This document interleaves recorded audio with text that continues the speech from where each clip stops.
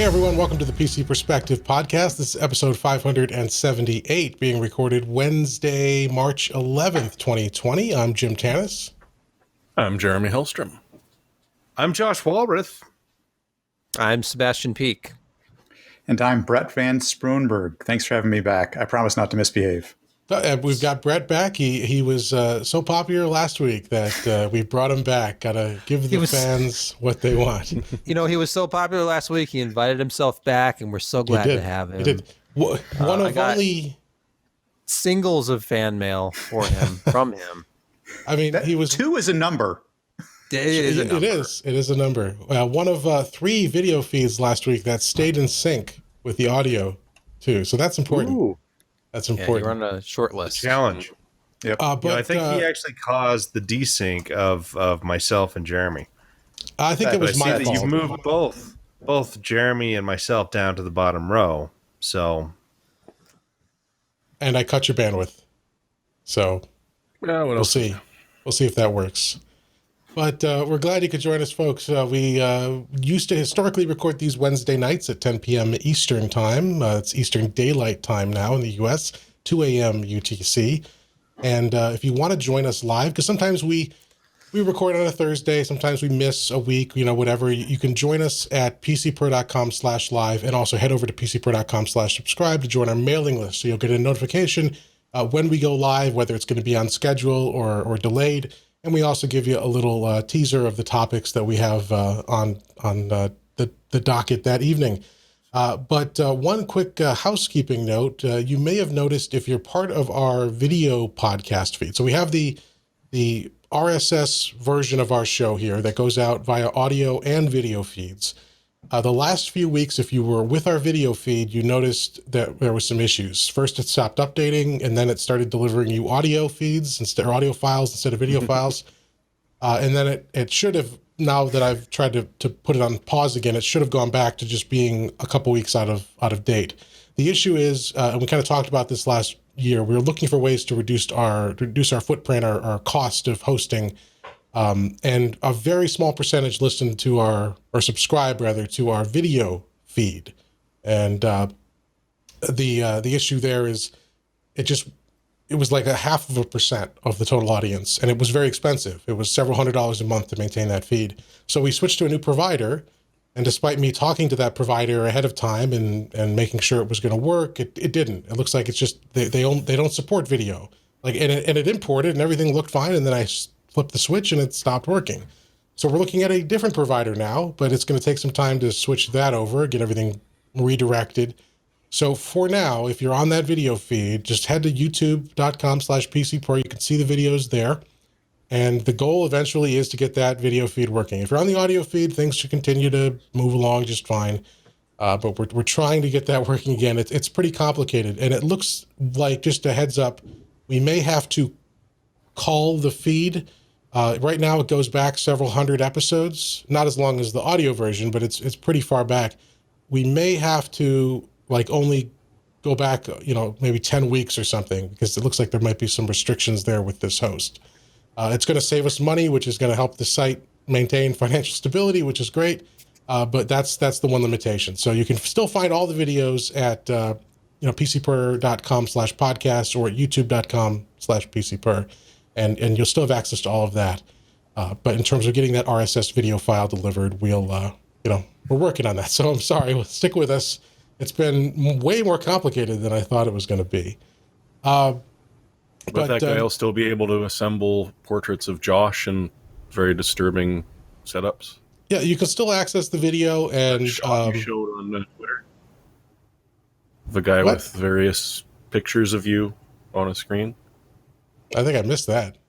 That was on Twitter, right? That was on Josh's Twitter feed. Oh, yeah. Okay. That was disturbing. Was that photoshopped, or did somebody really have six don't wanna separate? know. I have no idea, but he's in the RC channel. It's Thoth. Thoth? And he posted that one up, and it was horrifying. Oh yeah. Okay. At least they got the cat in the middle. They do. That's great. And you seem to be wearing the same shirt in all of them too. So hopefully it was Not just all of one. them, but there's there's at least 2 are the same shirt. Mm-hmm. All right. Well, they at least all look like the same shirt, and that's half the battle right there. Yeah, one's crew neck, the other couple are Carhartts, and anyway. But now we know what color Little known he prefers fact: you in. Josh actually models himself after Steve Jobs, and so he has a uniform. Are you in fact wearing blue jeans right now, Josh? No. What? Are you wearing pants at all? Are you wearing? Yeah. Exactly. I am wearing pants, but they're the comfy, fuzzy pants. Yeah. Okay, I'll take your word for it. I mean, they're covered in dog hair, so that adds another layer of insulation. Well, you'll need there you it. go. Which you need in those cold winter months. It's cold.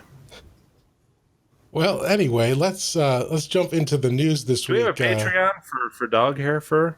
For dog fur? No, I don't think we have a Patreon for that. We do have a Patreon in general. Patreon.com. Why don't we do the dog hair off of Josh's comfy pants on episode X, and I'll put it in a plastic bag and send it to you. If you do the $15 freshly shorn from 2 Australian shepherds.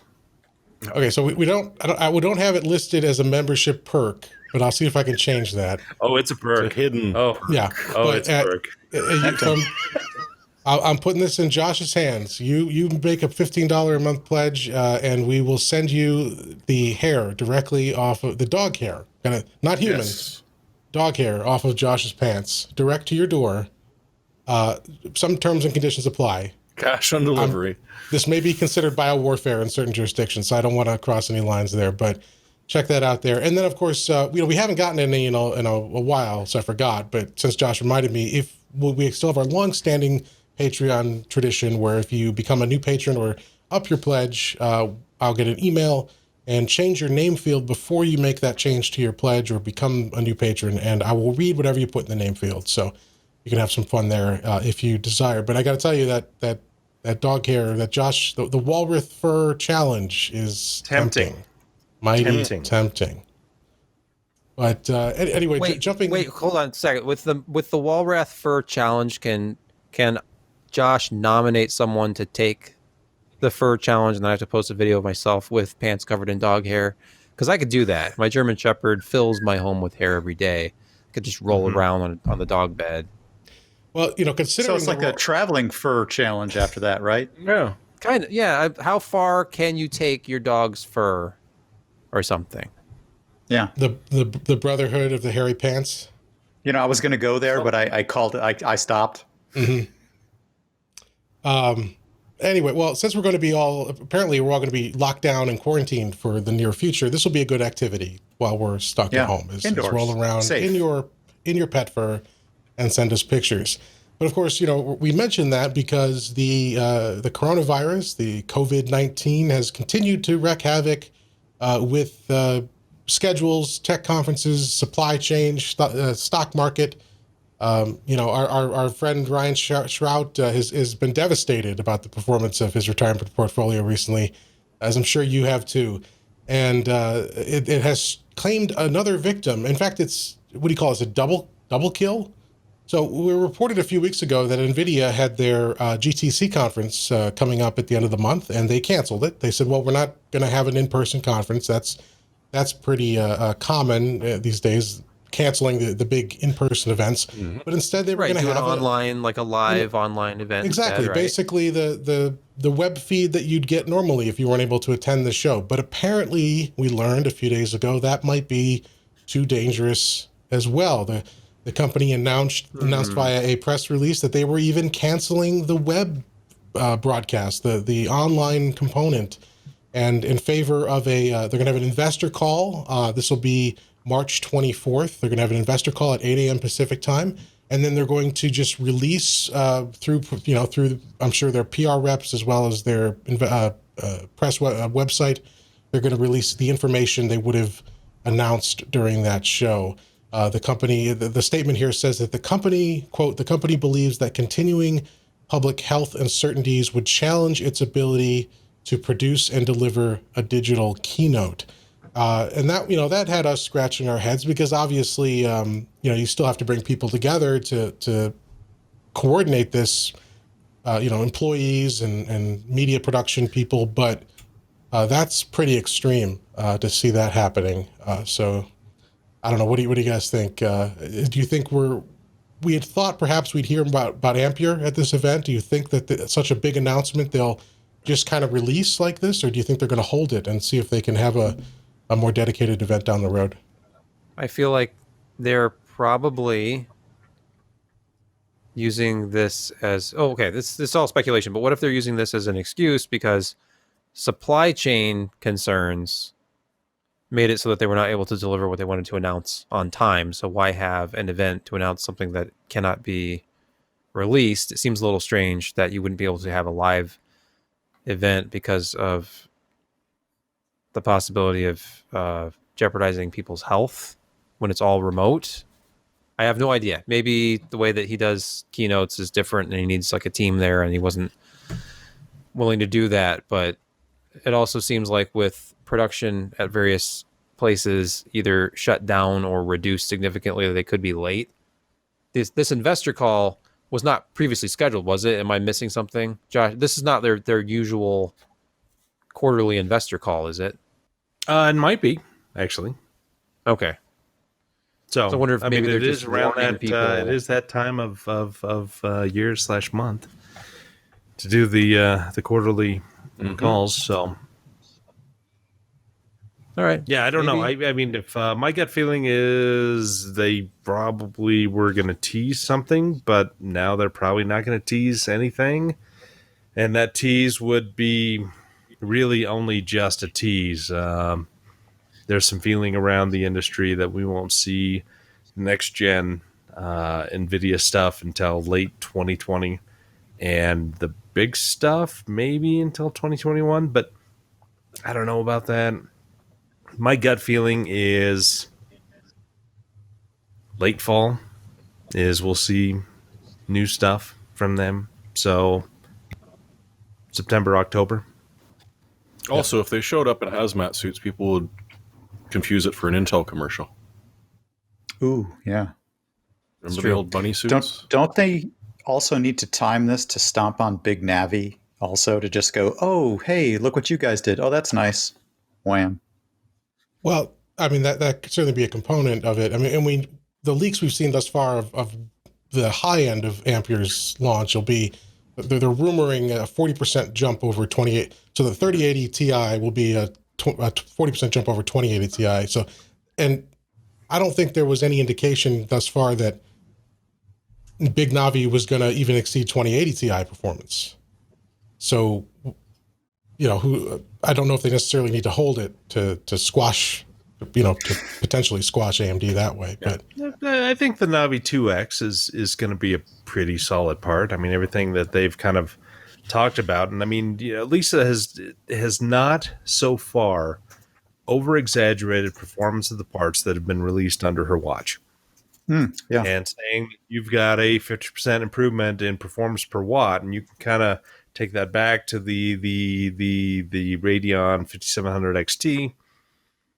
That's going to be a significant jump in performance, and it's going to be a bigger chip as well.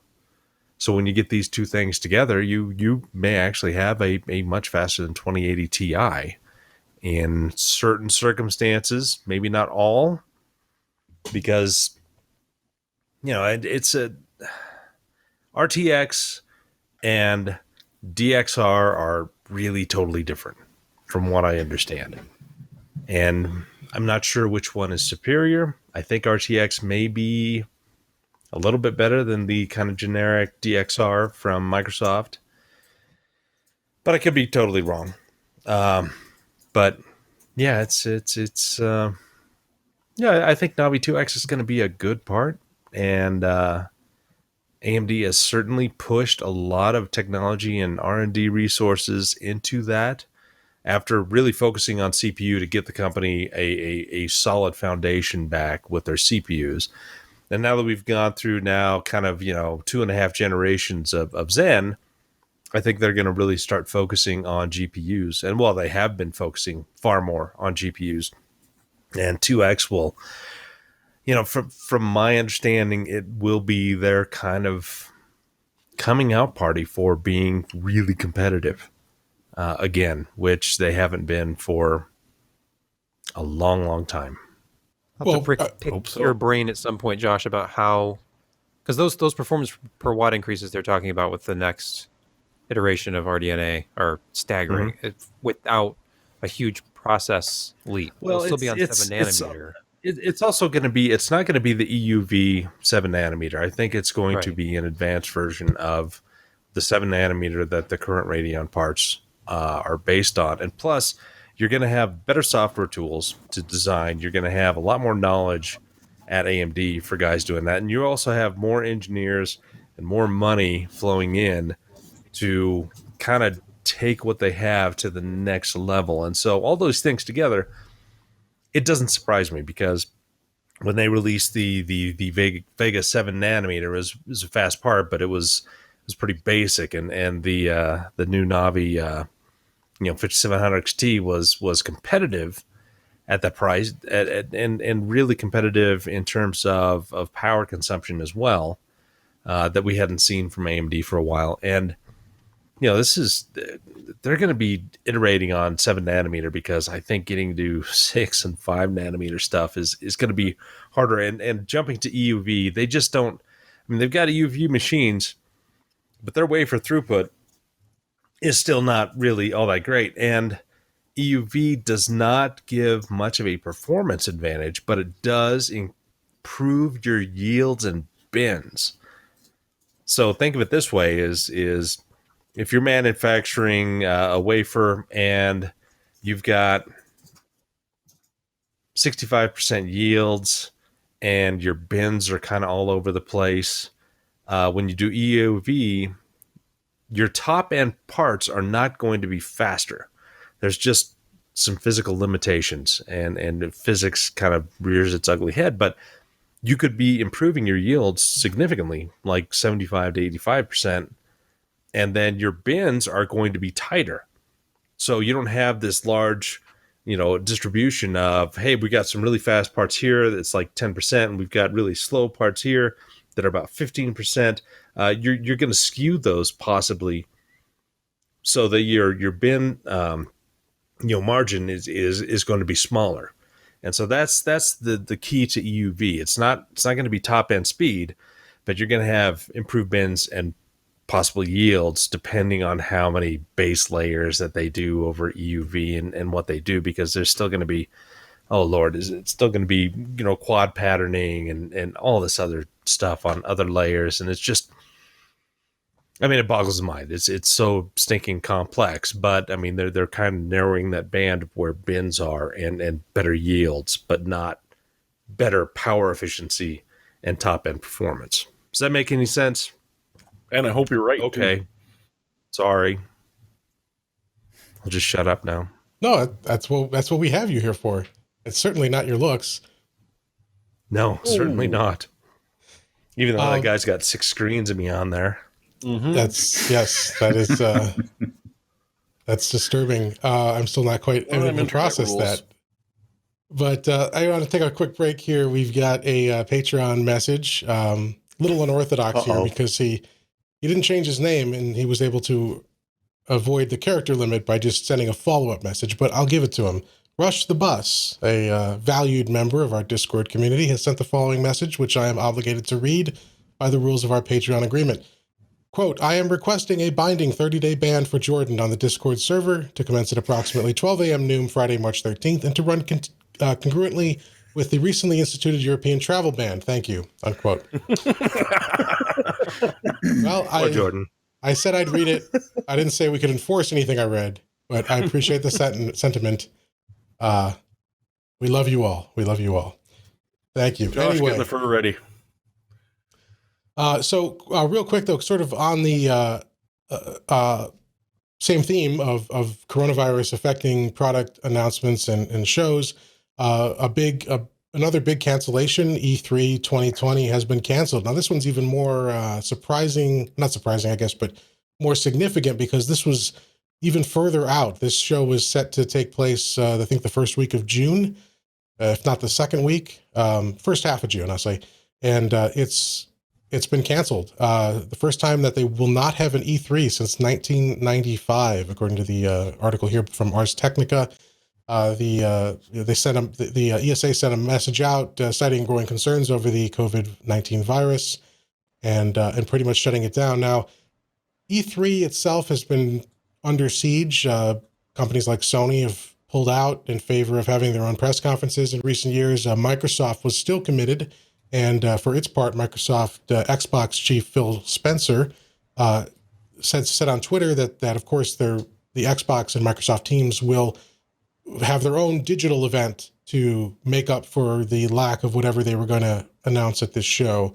And from our perspective, of course, we care about that because most of this news will be more details likely about the Xbox Series X, which along with the PS5 will be powered by AMD APUs. So we'll see more there. And of course, also Microsoft's continued commitment to bringing multi-platform simultaneous releases of PC and console games.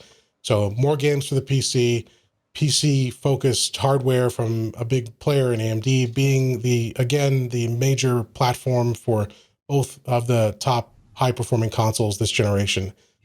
So we'll see what Microsoft has to say there. But yeah, I mean, with E3 being canceled, that doesn't bode well for Computex, which is set to happen just before E3 and is in Taiwan as opposed to Los Angeles. So, yeah, have there even been any grumblings about that being postponed, or I can't? Nothing official. No. Okay. Nothing official. But if enough major players pull out, and if enough press and vendors don't send their teams, and that'll kill it itself. I mean, this is having a major impact on the travel industry. Obviously, hotels for all these events are being canceled. There are laws, state legislatures are passing laws that are forcing companies to give refunds, or they're considering the passage of laws that are forcing companies to give refunds outside of their normal refund window for hotels and flights and things like that. So this is going to have a very significant impact continuing here, it seems. So, hey, we're ahead of the game. We don't leave our house. And they've closed Italy. And they've closed Italy. They've closed Italy. It's closed. No sauce for you. So or olive oil. Yeah, and you've been out buying toilet paper. You should have been stocking up on olive oil. Yeah, I know. true. Now I know.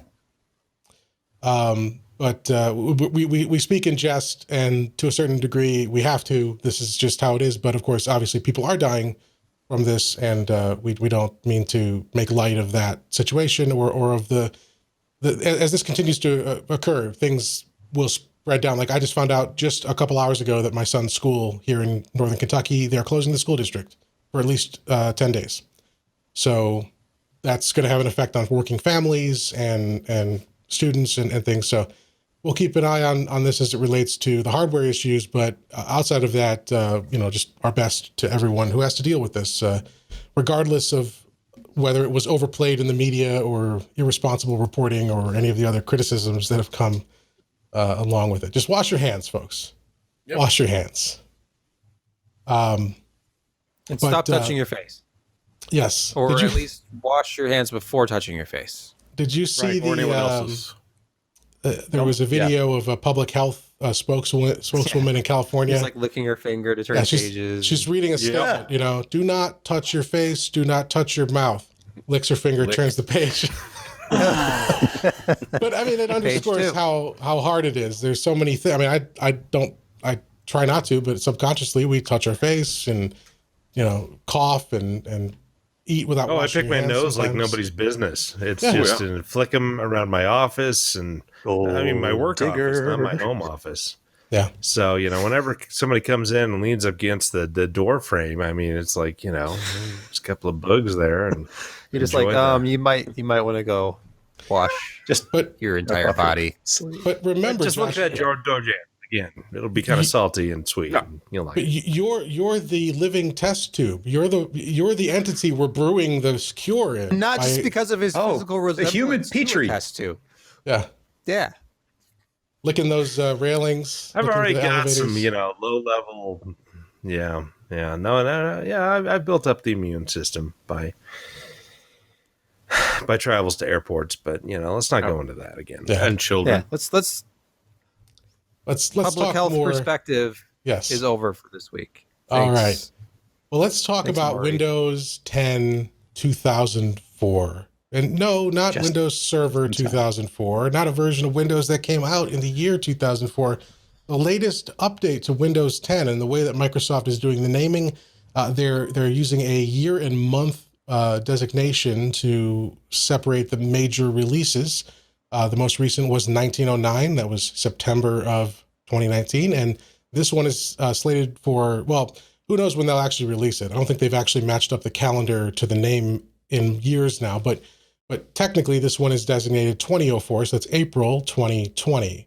But of course, leading to some confusion because Windows 2004 sounds wrong in 2020. But the next version's coming out. It's a minor version. Scott posted this for us here at the site. Windows Central has a video going over the features that are going to be included. I know that Thurrott.com, Paul Thurrott there, he always does a good job kind of giving an overview of the features. So you can check that out as well. He's got an article listing the changes. Not a lot of huge changes. There's going to be some updates to Cortana. There's finally, poor Cortana, they're separating her out from the core of the operating system into a separate app. So they're disentangling. Yes, as Jeremy knows, enterprise management of features like Cortana can be a nightmare. But they're splitting it out so it can be updated separately. It can be controlled in terms of permissions separately, and it'll have some new features, some new smart features. Like, for example, if you ask it an inquiry and you type the inquiry, it won't speak back to you because it knows that you're typing. So it'll just give you the answer without talking. And things like that. They're also splitting it out from search so that you don't have to worry about Cortana trying to help you as you're just trying to do a basic file search. There's some stuff for Windows Reset.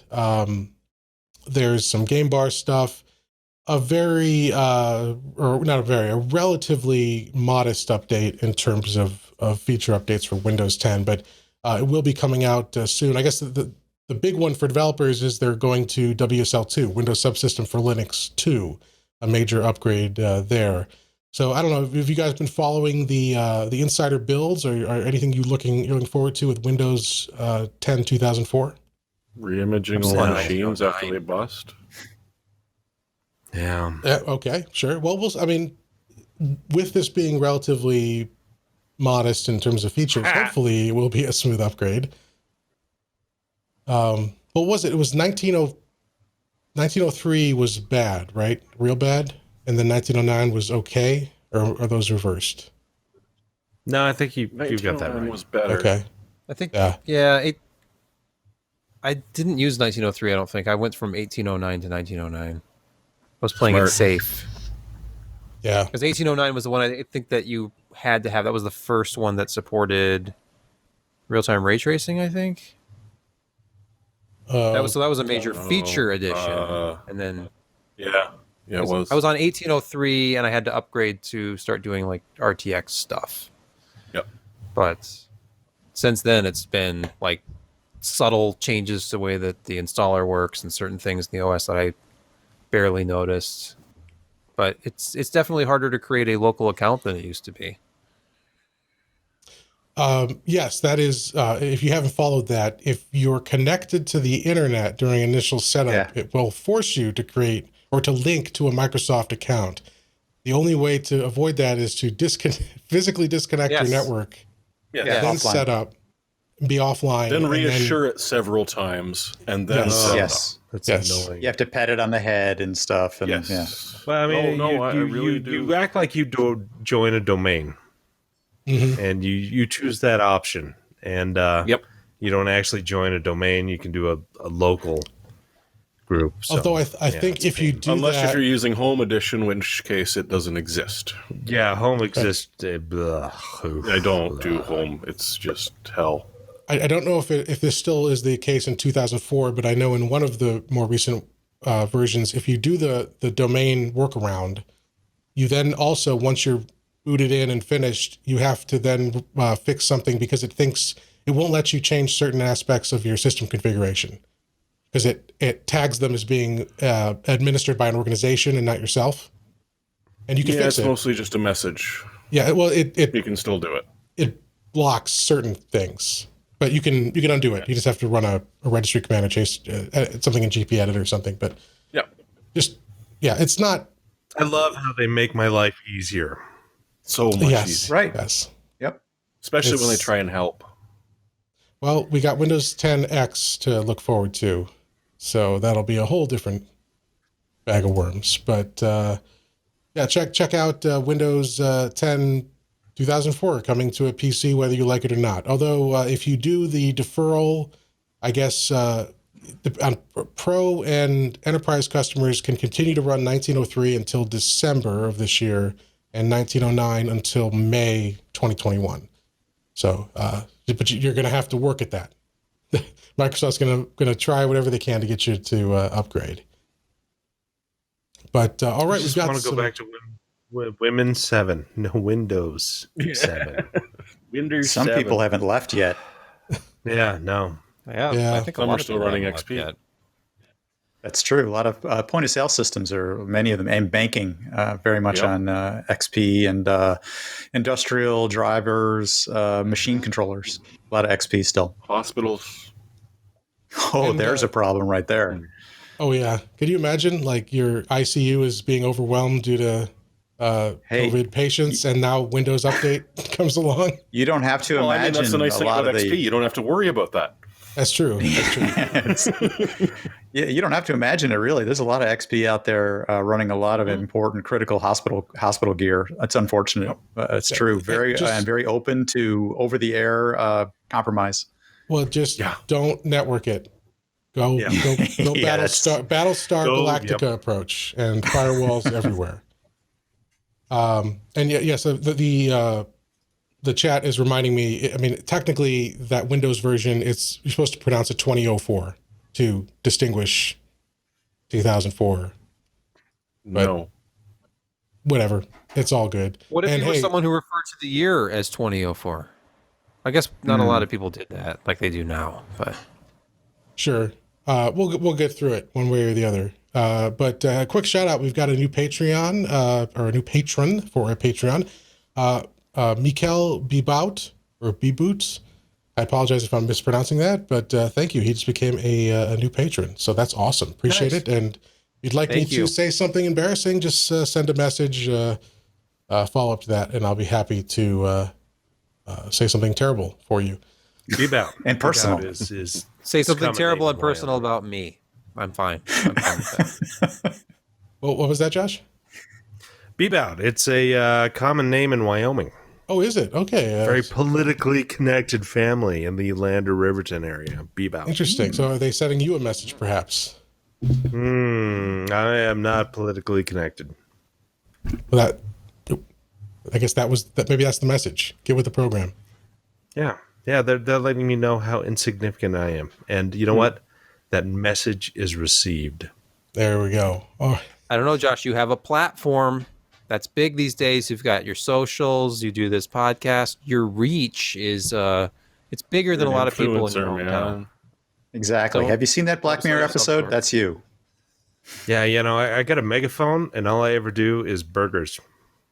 There are worse things in the world than burgers. Absolutely. Yeah.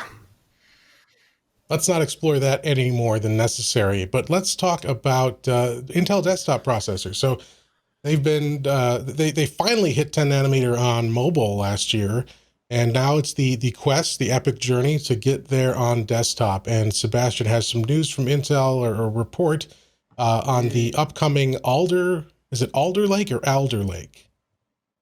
I'm going to go ahead and say Alder.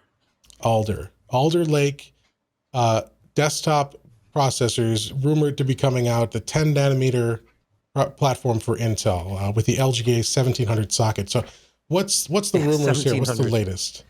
Well, this is something I saw on video cards, and it came from apparently a Chinese PC shopping forum. So I don't know. The slide is something that could have been created in a few minutes in Google Docs. It could be real. Who knows? It's just interesting to consider that the rumors going into 10 nanometer desktop have been a new socket. So we talked about LGA 1200 first. I think that was the first leak, and then that's Comet Lake S. This Alder Lake S moving to a much different platform. LGA 1700 at least is the rumor. But what's really weird about it, two things really. This is 10 nanometer.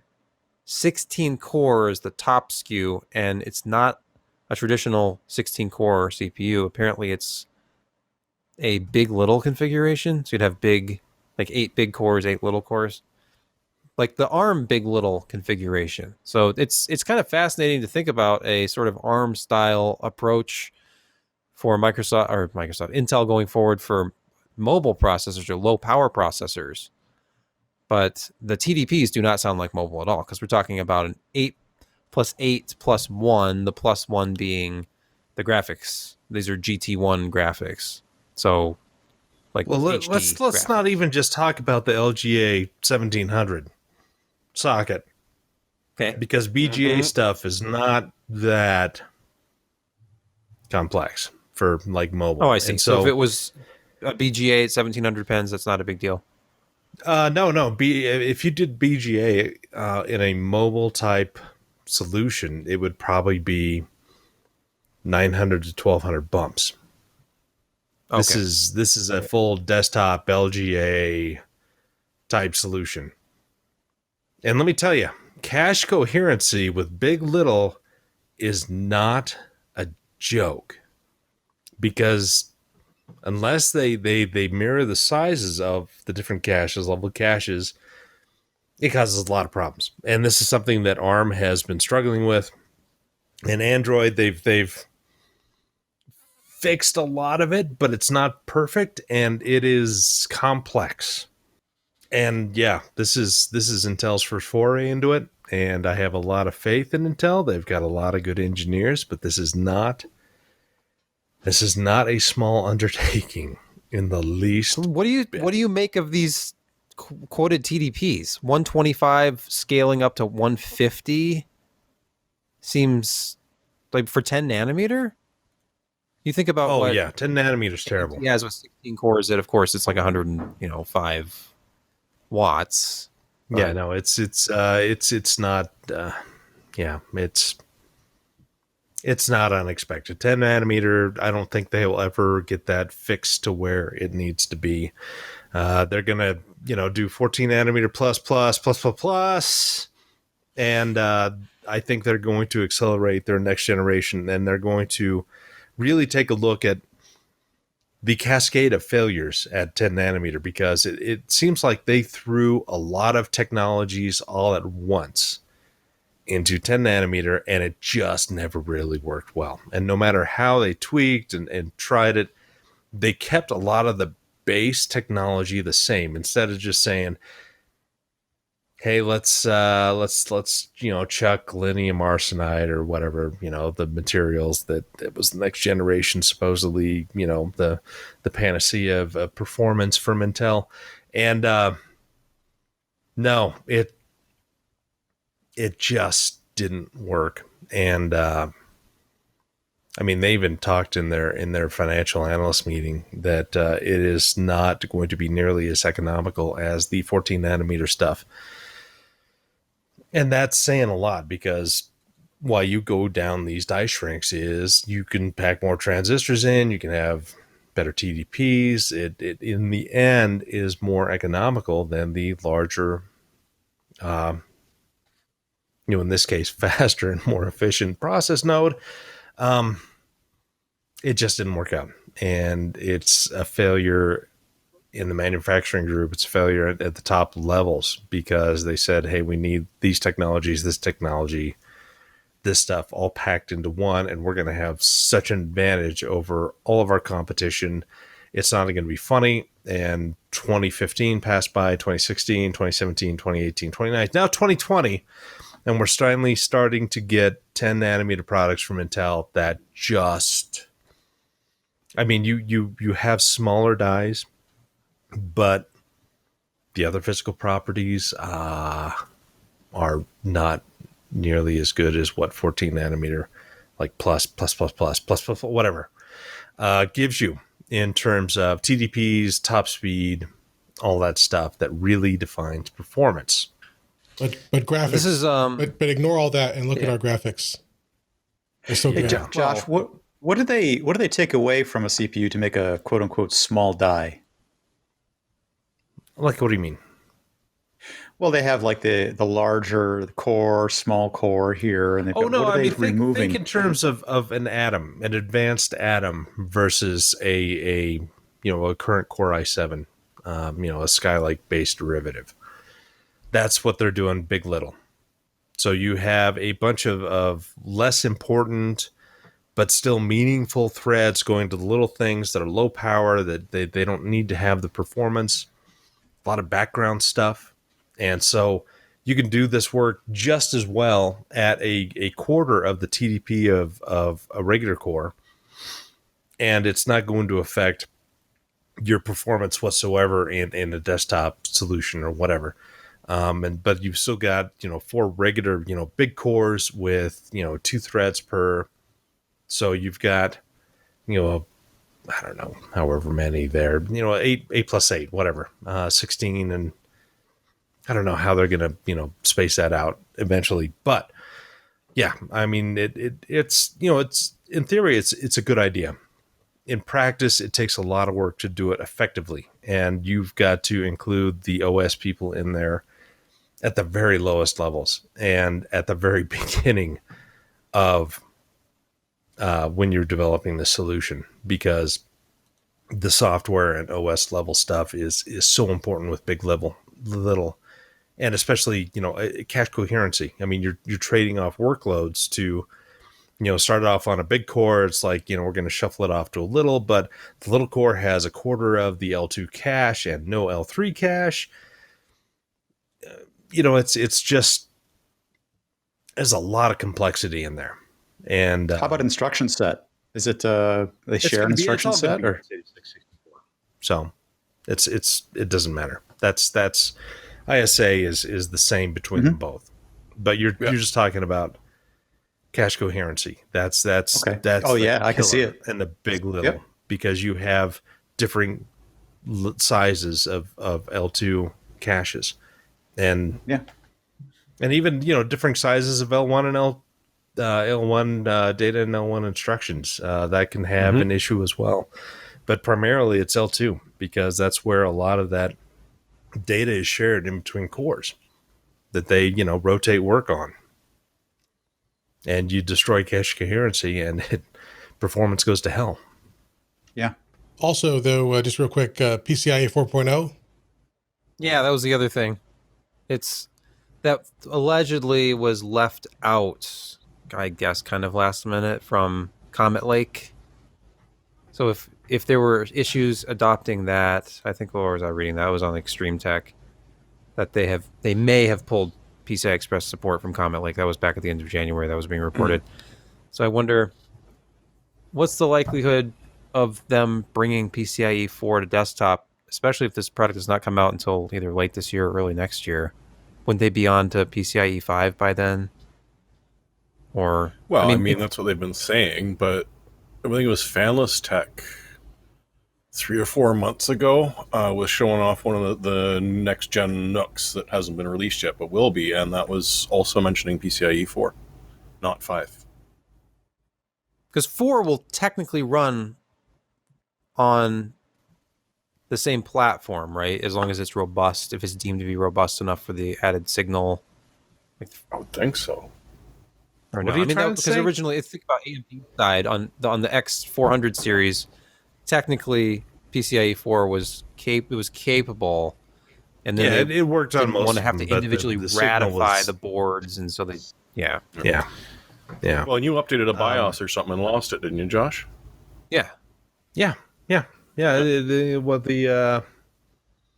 gaming M7 from MSI initially had PCIe 4.0 support with a 3000 series processor, but then you updated the BIOS and the new Agisa cut that out, like the bastards they are, and all my performance went to hell with my SSD. Otherwise, it didn't really matter, obviously. But I think PCIe 5.0 has it officially been ratified yet? I would have to check. I thought it was already ratified. I think there's a 5.0 I thought maybe last fall it was finally ratified, but I think they're so far away from actually having working hardware, and it's amazing to me that Intel is going to be essentially a year behind AMD in implemented PCIe 4.0.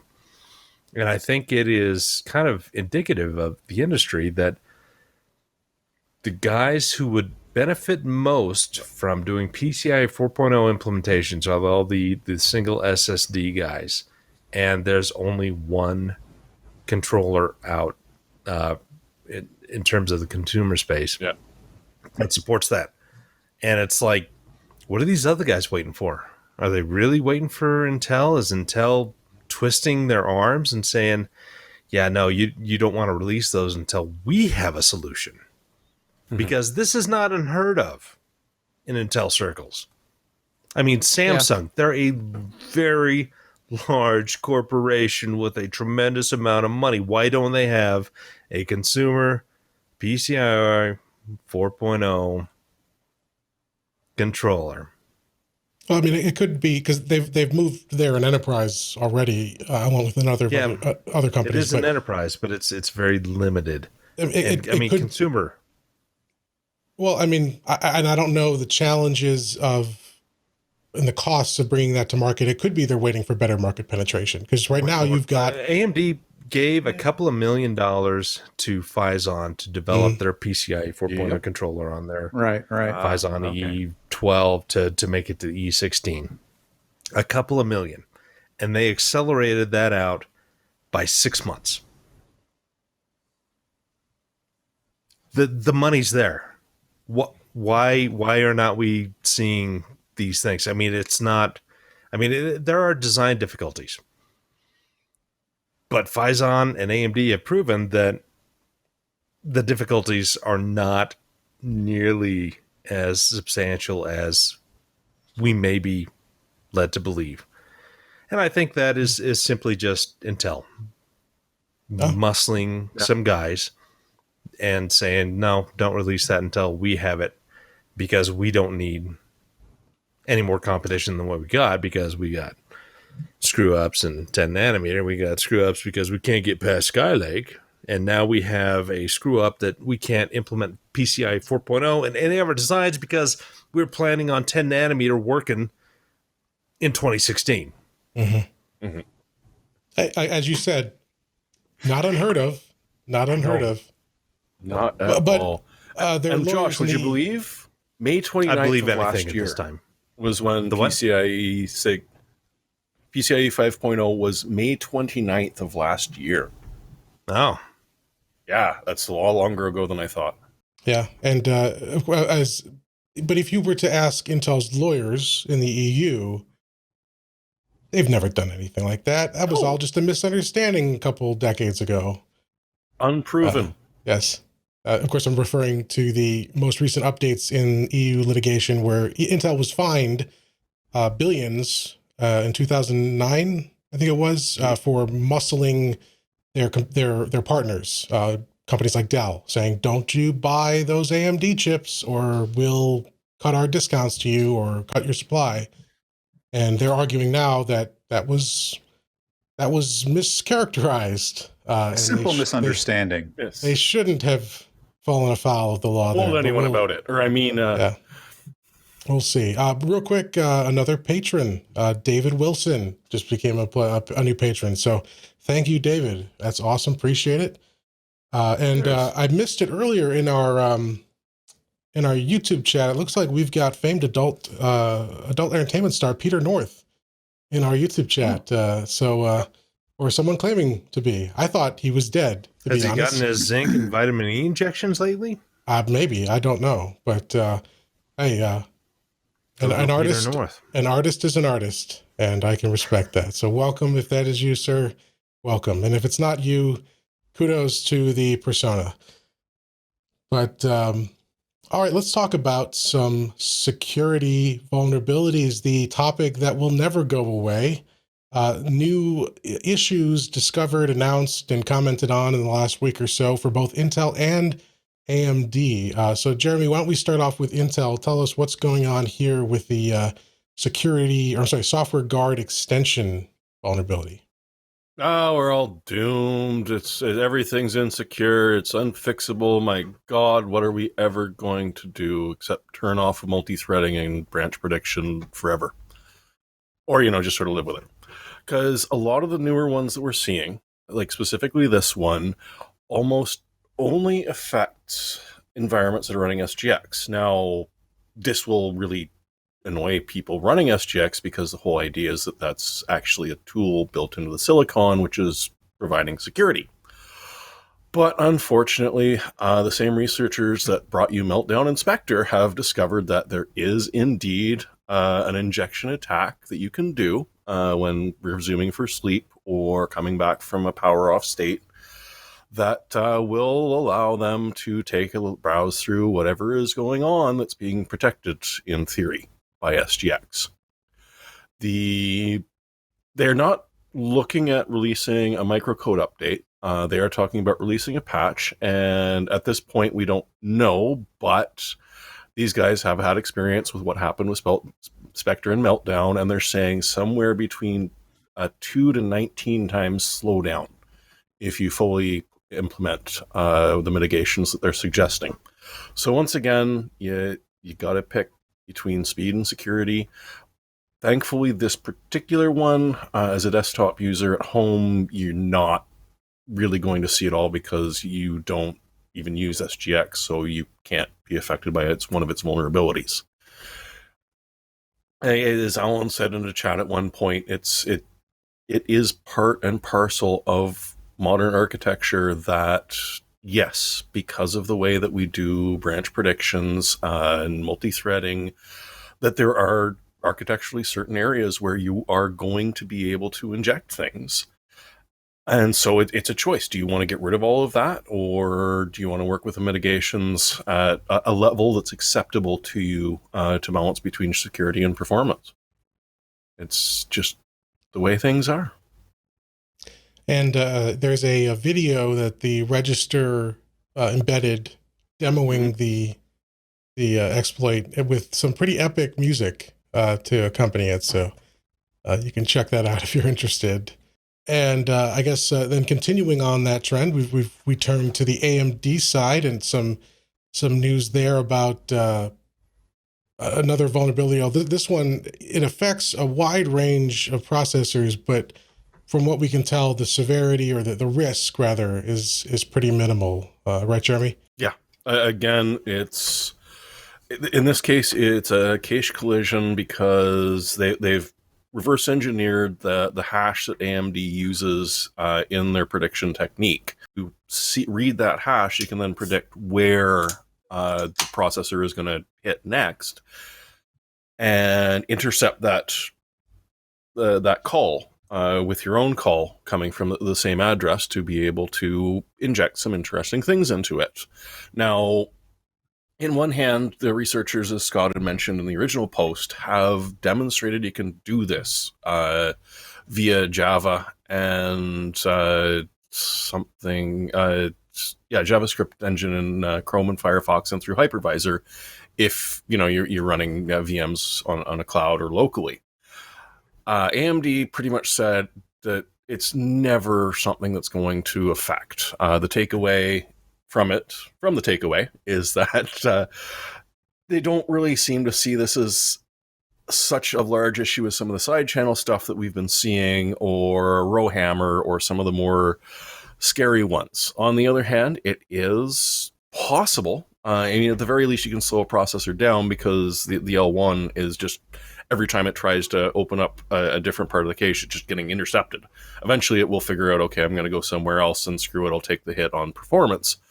And the other thing is that looking from their side of it, they're suggesting it's more of a software side issue than it is hardware. If you're running your software to be able to accept this sort of thing and push it aside or ignore it, you're really never going to see much effect whatsoever.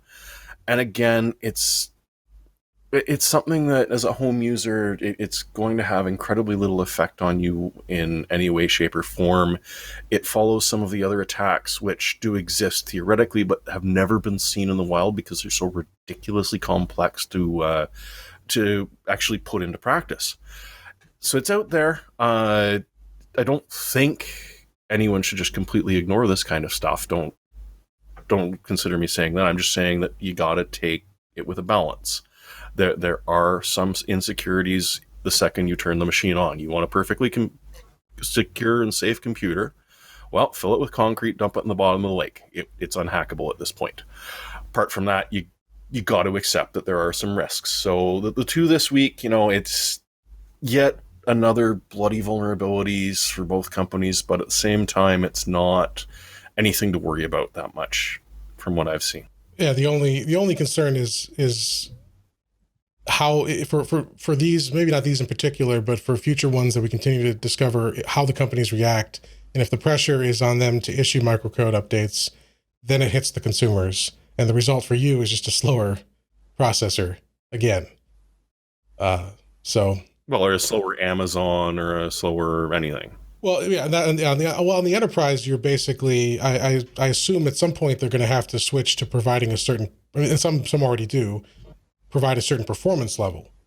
You're not running a processor, you're running a certain number of MIPS or whatever. And from the consumer's perspective, you get the same performance. It's just whether maybe your bill goes up or the company takes a hit to provide that extra performance level. From a VM perspective or from a shared server perspective, a lot of these are predicated on the fact that you're, as a multi-user environment, you're going to be sharing a CPU with another user. And that's where a lot of these vulnerabilities can come in. If you can get your code to run on the same core as your target process, then potentially you can attack them using some of these side channel exploits.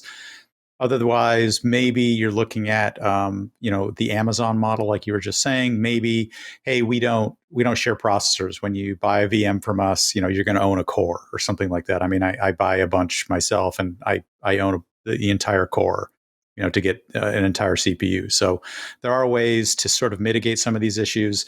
And finally, they should have a fifth bullet on this page, which is basically stop touching your face. Always good. Always good. Yeah. Anyway, well, any other thoughts on security issues here? Josh? Nope. All right. Well, I think it's kind of overblown. It sounds like Spectre version 2.0. It's a lot like it. Yeah. And so it's not necessarily a hardware fault. It's just the way hardware interacts with software. And how much you can do with it is it's really more up to the OS than anything else. And so it's, everybody was up in arms about it, but it's Spectre. At least it's not like that previous one, that AMD, that they did against AMD from that Israeli firm that was like funded by Intel, and it was really kind of bogus. That it was like you had to remember that, notch your eyebrows in a certain direction and twist your tongue and use several different keycaps at the same time, and then you could maybe get that to work. But yeah, no, it's it's going to be software mitigation, and it's not going to be as big as other things are. So, all right, I roll. We'll continue to see what else develops in the ongoing saga. Thus far, though, the scorecard is decidedly in AMD's favor in terms of security vulnerability. Well, in terms of being not affected by security vulnerabilities. But all right, we're gonna say hi to Rainey first. Rainey makes her appearance. So she was begging me to pick her up and pet her under my desk, and so I'm giving her the limelight. What do you think, Rainey? She wants to be a star. She is a star. She's already a star. All right. Well, anyway. Okay, well, we're going to take a break right now. We're going to hear from our sponsor this week. We'll be right back. This week's podcast is sponsored by LinkedIn Jobs. When it comes to growing your business, finding the right people is so important. The perfect hire can have an impact on your business for years to come. So when you need to find that right person to help grow your business, LinkedIn Jobs will match the right talent with your open role fast. And that's because LinkedIn can tie into its existing business network. LinkedIn has over 675 million members worldwide, and it can take that huge pool of talent and possibilities and screen those candidates for the hard and soft skills that you're looking for so that you can hire that right person fast. Things like collaboration, creativity, and adaptability, which is so important today. LinkedIn looks beyond the traditional work skills and puts your job post in front of qualified candidates that match your business requirements perfectly. That's how LinkedIn makes sure that your job post is seen by the people you want to hire. People with the skills, qualifications, and other interests that will help your business grow. It's no wonder that a person is hired every 8 seconds with LinkedIn. And it's why companies rate LinkedIn Jobs the #1 hiring platform for delivering quality hires. So don't waste any more time. Don't waste opportunities. Go out and find the person and people that are going to help you grow your business, that are going to help take your business to the next level.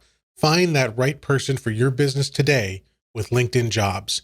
You can pay what you want and get the first $50 off. Just visit linkedin.com/PCPer. Again, that's linkedin.com/PCPer to get $50 off your first job post. Terms and conditions apply. All right, well, let's finish up the news this week. We've got one more story. It's a new benchmark from the original folks that brought you 3D Mark, the Future Mark folks. They got bought by UL a couple years ago, and that original team is out now with a new benchmark called Basemark GPU. I've had a chance to, I don't know if you guys have, I played with it a little bit. Jeremy, what's your impression here?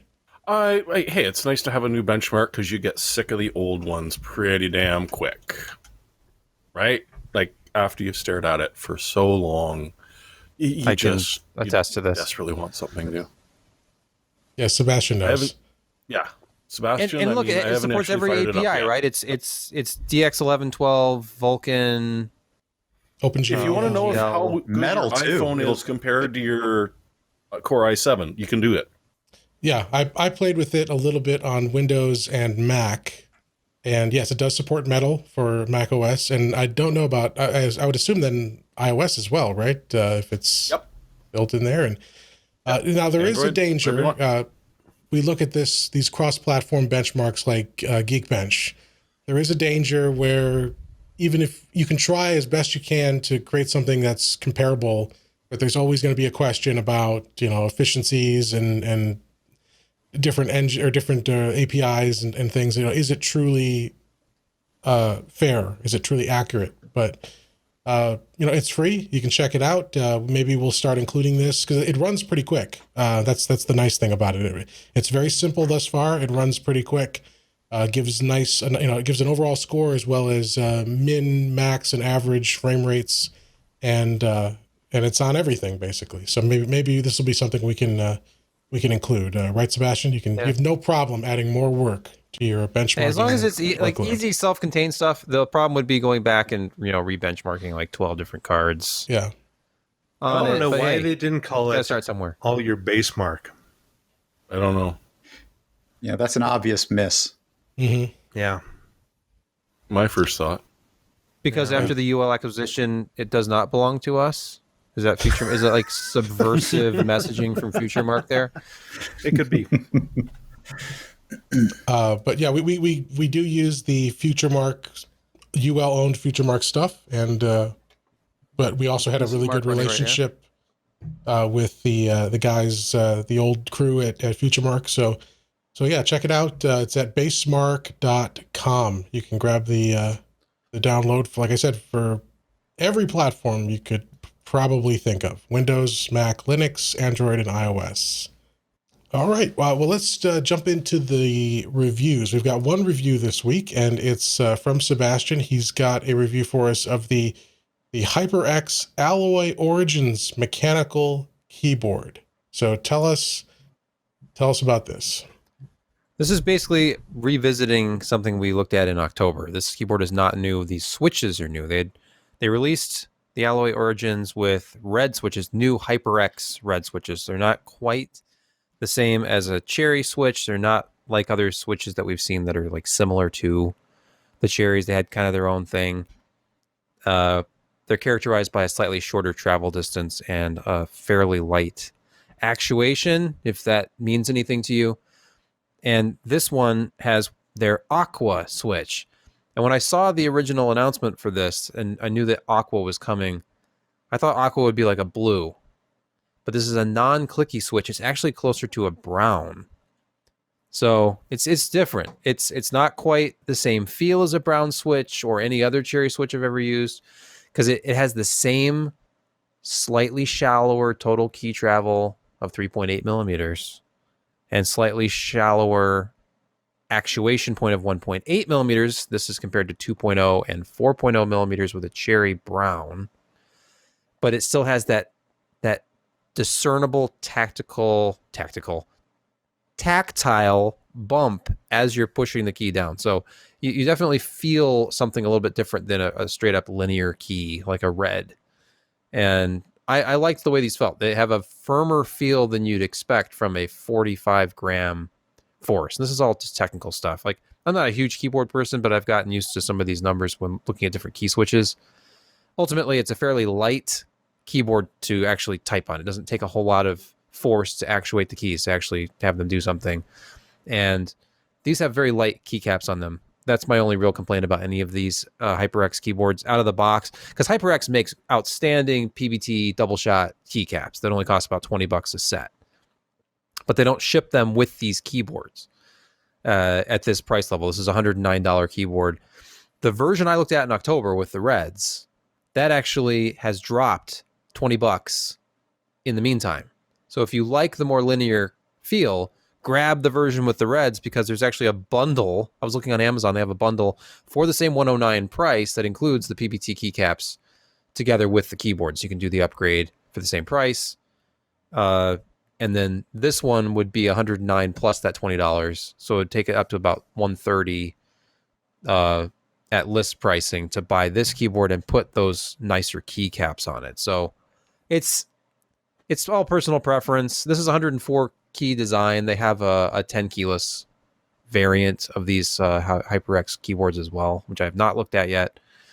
But overall, the quality of this one, and this was so close to the previous one because obviously it's the same keyboard. I recommend looking at that earlier review as well for a little bit closer look at the design. But it's an all aluminum design. It's like aluminum front and back encasing this, which gives it a very solid premium kind of feel that you wouldn't really expect from a keyboard around $100 like this, especially not the red version that's selling for $89. You typically have a plastic keyboard around $89 when it's fully mechanical with per key RGB backlighting like this has, programmable macros, all that stuff through the Ingenuity software. So it's basically checks almost all of the boxes of a high-end, like ultra high-end gaming keyboard. Doesn't have dedicated media controls though. There's a few drawbacks, and I like the Ingenuity software, but I'm still kind of annoyed that it's not available directly through their website, at least not the latest version. You still have to go through the Windows Store to get the latest version that supports the latest things. And I had the same complaint about the last HyperX headset I looked at. It is what it is. I don't like having to have an account with something to download software you need to make something work. But you can do a lot of the functions right on the keyboard as well, so you don't have to use the software. But another interesting addition. It's difficult to explain feel. Obviously, you have to try it out for yourself. But it's just kind of odd. I like Cherry Browns. These are just a little bit lighter feeling than Cherry Browns, but have that same kind of tactile bump, and they're very quiet too. In fact, this keyboard behind me, which I don't want to disturb because I have a benchmark running, that is the keyboard in question, but it sounds the same as the previous one. It sounds like, it's just Just sounds like kind of quiet, linear keys. You feel the bump as you're actuating it. That's all. All right, so that's the HyperX alloy origins with the Aqua switches, and Sebastian was good enough to get a gold award. Hey, isn't Aqua a Scandinavian pop band in the late 90s, early 2000s? Barbie girl about dolls. That sounds familiar. Yeah, I'm your Barbie girl. Yeah. Barbie girl. Barbie world. Yeah. Did they have Barbie girl? Fantastic. Okay. Yeah. All dressed in We're plastic. proud as them as we are of Roxette. Let's see. Yes, a Danish, Yes. Hey, Norwegian, Roxette Europop were music good. group. Aqua, not so For much. Barbie girl. Okay. Released in 2000. Wow. That was Mine 20 years ago. Like a mouse trap. Well, for some things. For some things. Mouse trap. But all right. Any other topics before we jump into the picks of the week? I'd like to thank Kent for sending this over. Appreciate it. Oh, Thanks a lot. Well, tell us what you're going to do today. I'm going to put it on a 9900K. What a nice guy. Yes, I'm going to put it on a 9900K on a gigabyte designator board and try out OpenCore for a Hackintosh build. I'm going to write that up. And for our Excellent. audio listeners, that was Brett showing off that Mugen 5 CPU cooler that Kent reviewed for us a week or so ago. That's large. Very nice. That's large and you charge. Big Thank you. single I have tower beauty. Got a lot of large things. Thing of beauty okay. that is not a thing to ignore. Just keep it above the waist, Brett, and we'll be good. Yeah. So I just wanted to publicly thank Kent. Thank you. Yes, and I'm disappointed. I thought I was getting all these beeps on my phone. I thought Patreon was blowing up, but it's just parents at my kid's school freaking out because we just found out we got to watch our children for the next week and a half or so here. Oh, all right. They're making you educate them from home, aren't they? They can't just take the time off, can they? We don't know what they're going to do yet. They've told us that there's some sort of remote education thing where there's going to be some website they go to. Called YouTube. Duh. Right. Come on, Yeah. let them watch YouTube videos. It's fine. Jim, think of all the benchmarking you can get done. Oh. He's not trustworthy. Adderall. Is he as trustworthy as Ken was? No. Oh, okay. Jeez. All he wants to do is make Minecraft videos, which is probably far more of a lucrative venture than anything we got going here. So I should probably actually. It's too bad I'm at the tail end of Skyrim videos because I only just started playing that game for the first time in 9 years. Well, there's there's a woman in the Cincinnati area. She's the Skyrim grandma. Mm-hmm. I don't know and that's very popular still. She's doing a meetup here next month. It'll probably be canceled by the coronavirus, but well, I mean, she's not young, so no. She's but kind of in a group that can be massively affected by coronavirus. Yeah, but my point is, depending on how you angle it, Josh, you could make it work. You just gotta come up with a catch. Grow my hair that out. one. There you go. And Jim, I think somebody's going to make a killing here in YouTube channel for remote education at age-appropriate times. So, hey, you've got a 6-year-old. Okay, here's the channel for you. You got a 10-year-old. Here's the channel for them for the education classes that are going to be missing in school due to the virus. So there's an opportunity there. And all it is hacked Peppa Pig videos. And Minecraft how-tos and cheat codes and stuff like that. That's what that would last like a week, and it would be very promising, and then it would quickly devolve into typical YouTuber bullshit and scary Eastern European torture porn with children's cartoons. I don't know if you guys have seen those. And what was that video with and Slenderman videos and Slenderman videos? Five Nights at Freddy's and any other trend that I'm 6 months to a year out of date on. But yes, and no, Jordan, I will not send you my child. I will not send it down. But thank you. How many kids you got, Jim? And you Just the cannot one, just one. FaceTime his child either. So Just stop one? asking. Just one. I know. And here Josh is running zone defense. Yeah, pretty much. Do those plastic gates still work for them? It's you don't need the plastic gates. You just need to put up wireless dampeners. And if you limit the Wi-Fi range, that is an effective deterrent for movement because they will not exceed that range. It's the Talk about being tethered. Yeah. Yep. You know, there's no faster way to have a family meeting than to go unplug the Wi-Fi and just stand there. Yep. Yep. Yep. You want to get everybody together in one room. At this point, so my son would just roll his eyes and turn off Wi-Fi and enable the LTE connection again. Oh, Dad's messing with the router. I get a lot of sidelong like glares, like He calls you peasant, doesn't he? with his eyes. Yeah.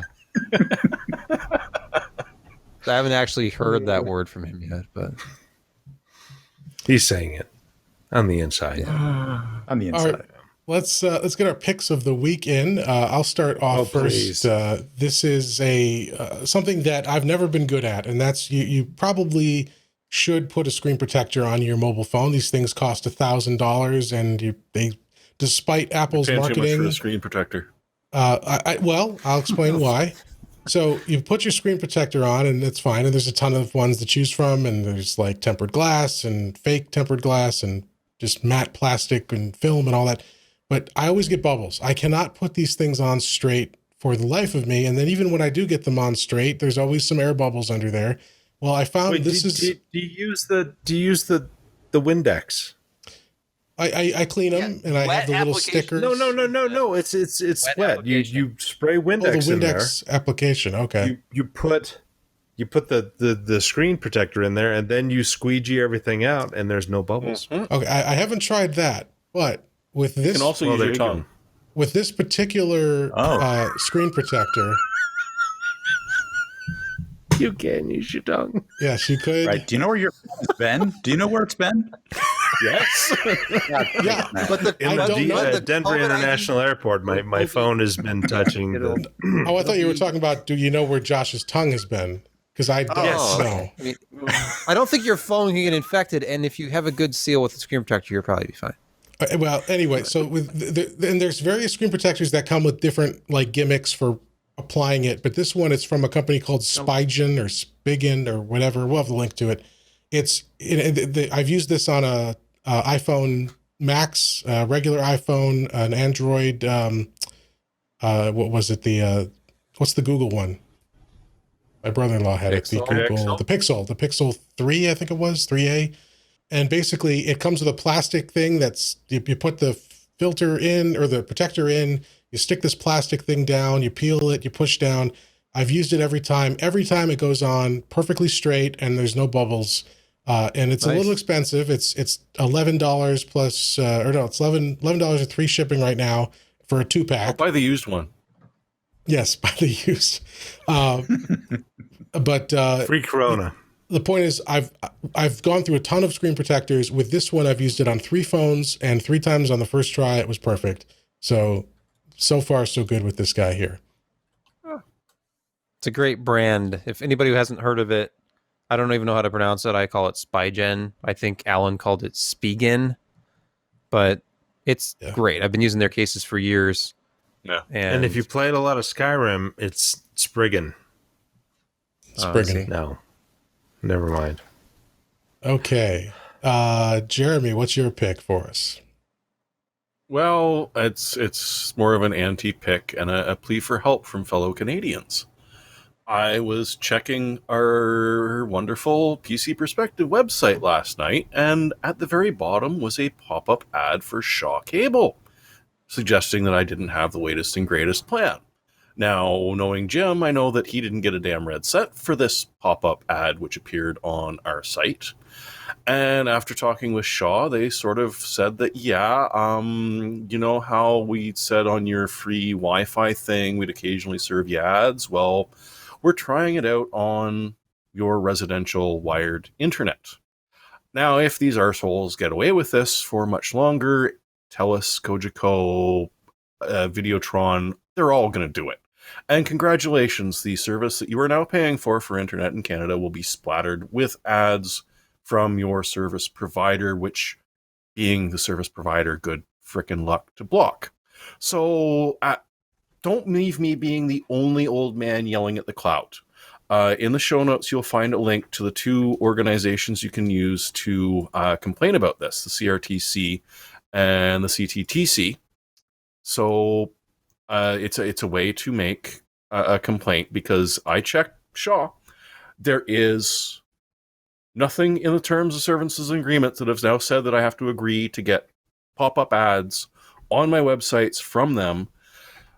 It's also not just for myself and my fellow Canadians. It's for website hosts that are now suddenly going to get screaming people at them saying, why in the hell are you putting this pop-up ad about my ISP, when they're not, nor are they getting any financial compensation for having this ad plastered on top of their website. Yeah, that's no good. So please consider. I remember, was it Verizon? There were some United States-based ISPs that got in trouble because they were issuing pop-ups through port 80 about warning you about running out of bandwidth. Like, hey, here's, you're almost out. You better buy another $50 worth of internet from us this month, or we're going to cut you off. And that was controversial. But yeah, injecting ads. It's dirty pool. It is. I was pissed off at Brave when they tried to pull that shit, but I'm not doing it for the ISPs. But yeah, well, thanks Jeremy for identifying that, and yeah, we're sorry if you see ads like that on PCPer or any website. Okay, Josh, what have you got for us? Communicable disease. Okay, I already got one. We've all got that. Yeah, I mean you got to come visit me to get it, but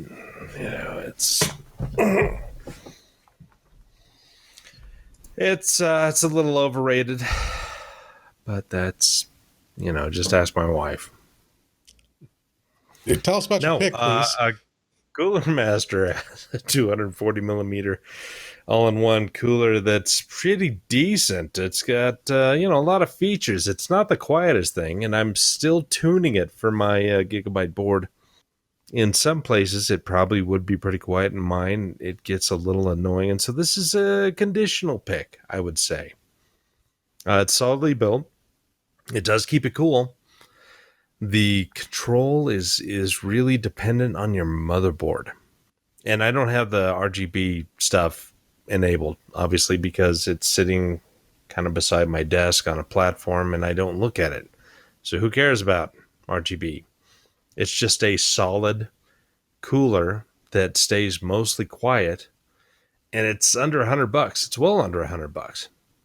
But to get the best performance out of it, you've got to make sure you've got a good connection, and you really dig into your motherboard fan control to keep it at a level that you're comfortable with. Still, $75, not bad, but you got to work at it. So be warned. All right, that's the Cooler Master Master Liquid LC240E. It's the RGB closed loop AIO 240 millimeter cooler. Master cooler. Master cooler. Sure. The master.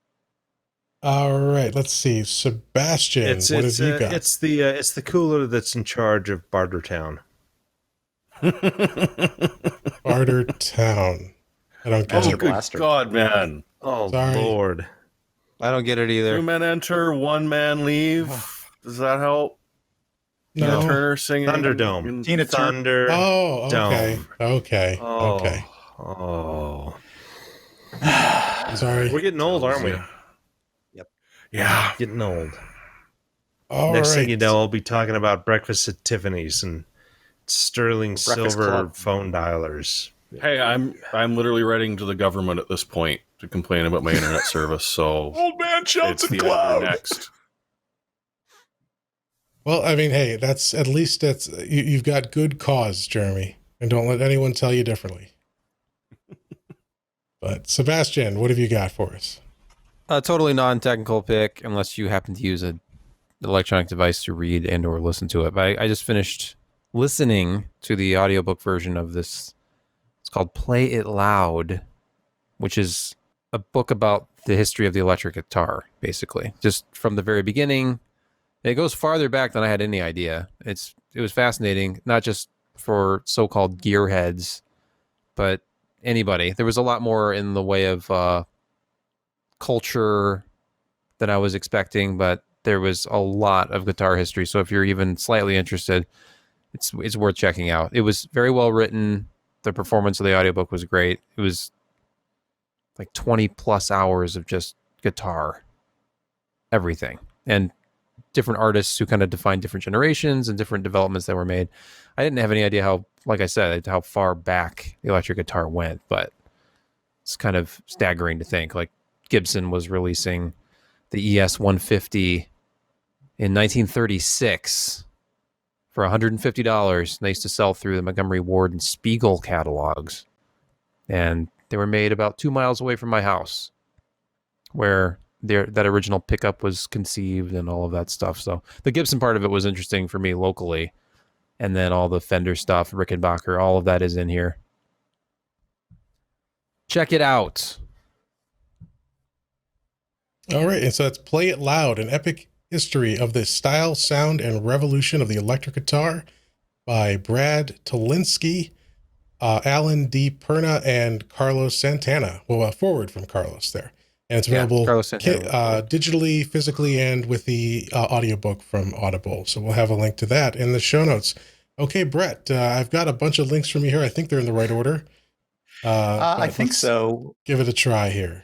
So what happened is that we talked about this last time, and this happened yesterday, is that there was a new release of something called the Babylon Project, which is a modification to a game engine that was kind of, they left it for dead some number of years ago, but the modifications to it has been going on for 20 years now, 19 years. So, I don't want to exaggerate, about 19 years. And it is a game called Free Space, and it's available on Steam. So there's a Steam link there too, so you can show that off. I think that's 7 in the notes there. So it's $10. $10. Okay, this is the base game. You install this game. You go and get there's 5 or 6 mods. There's Battlestar Galactica mod. There's a Babylon 5 mod, which is what we talked about last week. And the fact that an update, which was number 6, if you click number 6 there, an update was released yesterday to it. And this is what brought it to my attention. They had all these new campaigns that were added, all these new fixes were brought in. It's pretty cool. And if you're like me, and I know that I am, you like Babylon 5. And, you kind of miss that universe. So go fly around in it. These guys have been tweaking this thing for 20 years with new rendering engines, new skins, new audio, new techniques, AIs. It's pretty cool. The source code was released. So that's how that managed to stay alive. Overrated. JMS is, yeah. Free Space 1, and it's a Free Space Open. So there's an installer and a game runner that you got to go get. That's why there's so many links in there. So there's you got to go get the base game, you get an installer, then you need the mod pack, and it's an enthusiast sort of thing. But if you like that sort of thing, yeah, there you go, Free Space 2. There you go. But if you like that sort of thing, it's props. You're muted, Jeremy. This is the sort of thing you'll like. If you like this sort of thing, you'll like this. Yeah. Awesome. All right. So that's Is Free Space related to Descent? Wasn't Free Space from the It is. Descent? Yeah. Devs? Okay. It's from the same team. It was. That is correct. All right. So just to summarize that, that's Free Space 2, classic game. You go pick that up for about $10. Then you go and you get these mods, and the highlight of that is the Babylon Project mod for the Babylon 5 universe. Yes. The name of the place was Babylon 5. See, you did watch it. I didn't finish it. I didn't see the whole thing. I've got to sit down and watch it all. But I used to watch it when it would come on. It was a good show. It did get weird at the end, but still, I mean... Every couple of years, you could rewatch it. Yeah, from what I've seen though, the special effects didn't hold up particularly well. Hey, no, that was when I essentially done on a desktop computer. Yeah, done on an Amiga. They were literally my upstairs neighbors. Yeah, Forbidden Planet.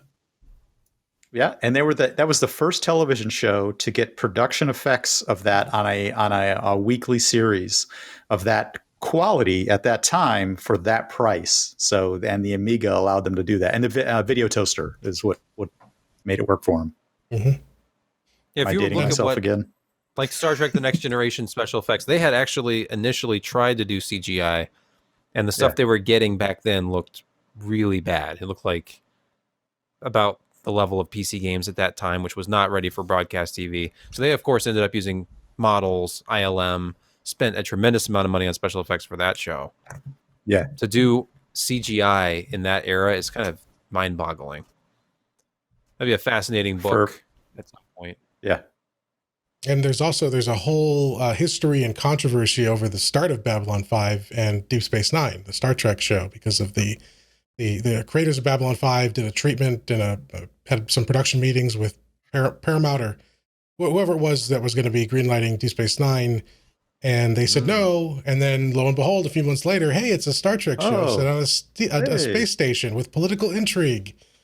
But hey, I'm in the end though, I'm glad because they're both great shows. I love Deep Space Nine, so it's in a way the way it worked out. We got best of both worlds. So you can tell the difference between Babylon 5. Babylon 5 started strong and then sort of died out. Deep Space Nine started horribly and got better.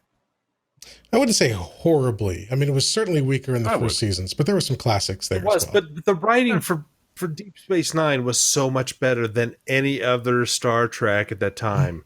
Mm-hmm. And especially when Voyager came out, and then you watch some episodes of the first, season of Deep Space Nine. It was like, this is night and day. This is Shakespeare versus, I didn't want to go there. Aqua. Anyway, and if you have, it was definitely higher quality writing, but I personally felt like it was a bit heavy-handed at times. But maybe that was just there was some scenery chewing by the captain, but.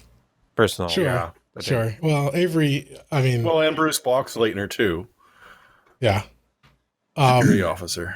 And I can't recall if you did you, Sebastian, recommend this? What we leave behind, or what you leave behind, or what we left behind. I think that's what it was. So the last episode of Deep Space Nine, I believe it was "What You Leave Behind" was the title, and then about a year or so ago, there was a fan-funded documentary called "What We Left Behind," and it was it had the participation of the original writing staff, Ira Bear, and let's see if I can find it here. And it's like a 2-hour if you go to ds9documentary.com, you can see the trailer and you can buy the Blu-ray. It's streaming on iTunes and Amazon, and it's a great documentary. It has interviews with almost the full cast. They didn't get Avery Brooks because he's pretty much done with Star Trek. He's out writing jazz and poetry, but it's a really great documentary. They have interviews with most of the cast. They have interviews with the writers. They go back and remastered. Some of the funding for the film was remastering some scenes from Sacrifice of Angels, which was an episode that had a major space battle. And one of the reasons that we don't get DS9 remastered for Blu-ray like Next Gen is because it was all CGI and they'd have to re-render everything at very substantial cost. Yeah. So what you get is a teaser of that. And so they've re-scanned some of the film negatives and then remastered the special effects. So you get bits and pieces of what a remastered DS9 would look like. And it's phenomenal. If you're at all a fan of DS9, check it out.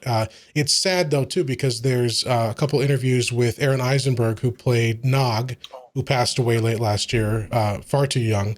And I can never pronounce his last name. Rene Auberjonois, who played Odo.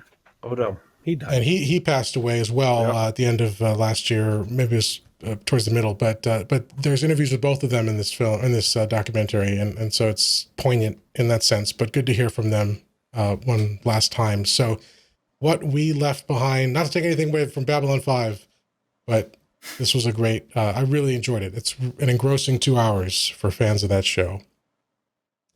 All right. Any other closing thoughts? Guys, no? No. Okay, well, that's the show for this fall week. down to go deal with things tomorrow. Yeah. Well, hey, we're glad you could join us. Like we said at the start of the show, we record these lives. We record these live when we do them most weeks. We're not pulling an NVIDIA here. We're not canceling the live stream.